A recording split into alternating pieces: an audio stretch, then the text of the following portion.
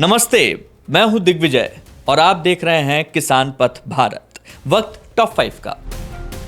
जिस तरह इंसानों में आईवीएफ तकनीक से बच्चे होते हैं, उसी तरह बरेली की कंपनी लीड्स जेनेटिक्स ने भारत में पहली बार बहुत बड़े लेवल पर गिर गाय के भ्रूण स्थानांतरण का सफल परीक्षण किया है।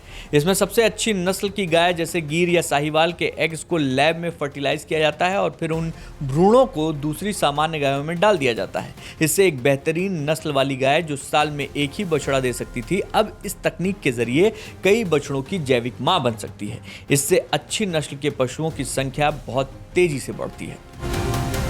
भारत सरकार ने हाल ही में भारत विस्तार नामक एक उन्नत एआई आधारित डिजिटल प्लेटफॉर्म लॉन्च किया है, जो किसानों को खेती से जुड़ी हर जानकारी एक ही स्थान पर उपलब्ध कराता है। यह प्लेटफॉर्म 22 से अधिक क्षेत्रीय भाषाओं में फसल सलाह देता है, मौसम अपडेट, मंडी भाव और सरकारी योजनाओं की जानकारी देता है और स्मार्ट खेती को बढ़ावा दे रहा है।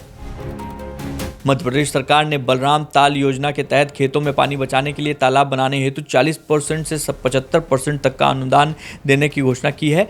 ये अनुदान मिलना शुरू हो चुका है। यह योजना बारिश का पानी संचित कर सिंचाई क्षमता बढ़ाने और भूजल स्तर को सुधारने के लिए छोटे सीमांत और SC/ST किसानों के लिए एक वरदान मानी जा रही है।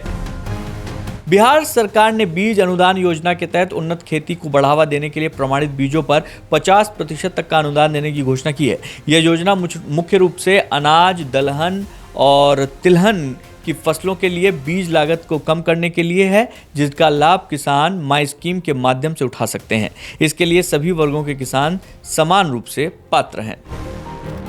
छत्तीसगढ़ सरकार ने कृषक उन्नति योजना 2025 के तहत धान के बदले दलहन, तिलहन या अन्य फसलें बोने पर किसानों को प्रति एकड़ 11,000 रुपए की प्रोत्साहन सहायता देने की घोषणा की है। यह राशि डीबीटी के माध्यम से सीधे किसानों के बैंक खातों में दी जाएगी, जिसका उद्देश्य फसल विविधीकरण को बढ़ावा देना है।